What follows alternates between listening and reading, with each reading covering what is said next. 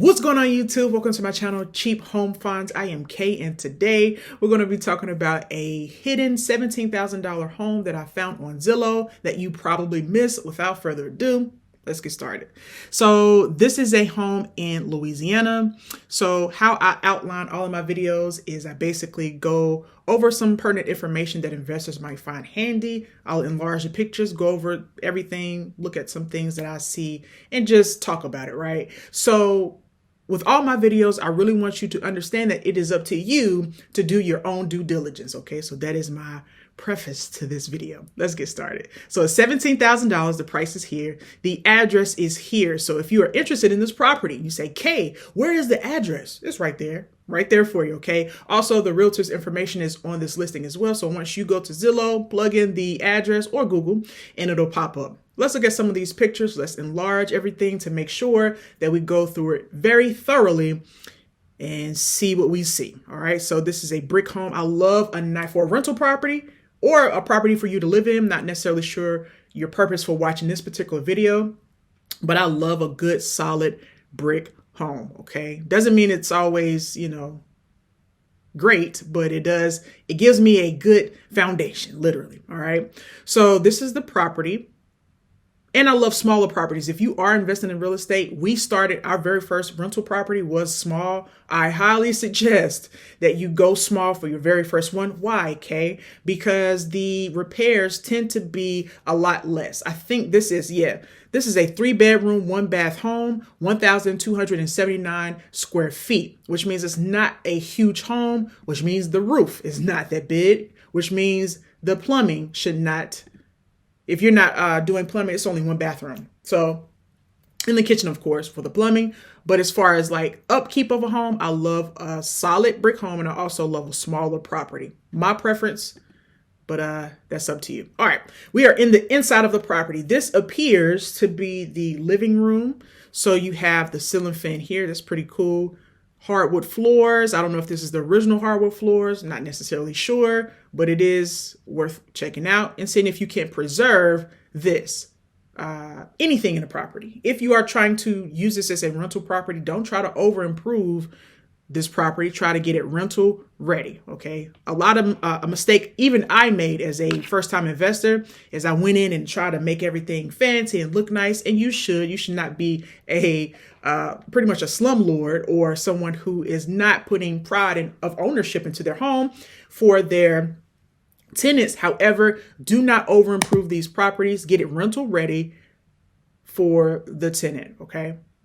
Especially if you are trying to make a profit of any kind. Okay. You do not want to over improve these properties. All right. So this appears to be, let me go back. Maybe, I don't know if it's the kitchen. I see like different things like wine bottles and stuff here. It could be a room, like a bedroom. Okay. Again, this is 3 bedrooms, 1 bath, 1,279 square feet. This is the kitchen. These cabinets right here, this lower set looks, obviously it's different from the upper cabinets, but it looks not too bad, right? This could just use cleaning. And of course you would want it to be the same, right, color. But if it's functional, I feel like that may be an okay fix. This looks like the hot water heater in here. Okay. And it appears that they may have been trying to do some flooring, maybe laminate flooring or something like that. And yeah. So some improvements look like they were trying at least. And that's good. That's proud of ownership in a way. It's not necessarily the best improvements, but it is some type of improvement to let you know, hey, they had some pride in where they stayed. Okay. All right. This is the bathroom. It's only 1 bathroom. That can be a downside, especially if you're trying to resell it in the future. Our first property was 3 bedrooms, 2 baths. So I try to always use that format. That's just a average sweet spot. Some families are bigger than that, especially if you want to use this as a rental. Some families are smaller, but that 1 bathroom is the hiccup a little bit sometimes. Not saying you shouldn't go after this, but a lot of times 1 bathroom, who wants a 1 bathroom? You can make it work. And this is actually a play if you wanted to live debt free, buy this home, renovate it a little bit, live in this home. You'll make it work, especially if you own it, right? 1 bathroom. Okay, your turn. You'll make it work. Okay, so the real estate, and in this particular case, it can be sliced. This looks like a kid's room. Let me go back. It can be sliced a lot of different ways. So if you are trying to, you know, beat inflation, what I mean by that is you want to live debt free. You want to, you know, not have a mortgage. You want to just pay cash outright for this particular property and figure out the rest later. More power to you, because that is the way for financial freedom. And you can always sell it, resell it later. All right. There's folks who want to flip this property potentially. There's folks, but you need to look at the comps if you're trying to do that. There's folks who, you know, want to do a whole lot, but I just want to present the information to you, right? Do your own due diligence, especially right here. So you can see that the roof is out, and out meaning damaged is what I meant to say. Yeah. So there are 11 pictures. I really wish realtors that you could just put some more pictures in here. I know the realtors are not always taking the pictures, but, you know, request that with your photographer to ensure you have 20, 30, a plethora of pictures so that we can make a determination as a potential buyer, right, for whether to go on this or not. Let's look at when it was built in 1955. So it's an older property. Let's also check out very briefly the description. So it says a fenced backyard. That's cool. I wish I could have seen that picture, but that's okay. But that is a good thing to keep in mind. Spacious rooms, separate dining room, solid 3-bedroom, 1-bath property with great bones and strong value add potential. Featuring spacious rooms, dedicated living room, and it goes on and on. Oh, let me see more. Okay. Additional storage, income property.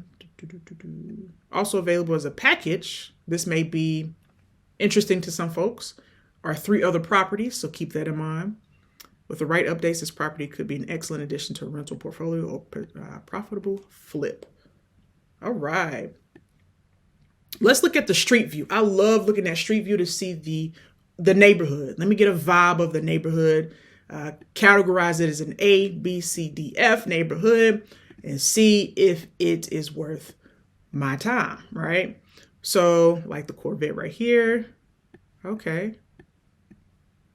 Let me go down this way. I want to see what's adjacent to the home, what's behind, well, not behind, but beside the home.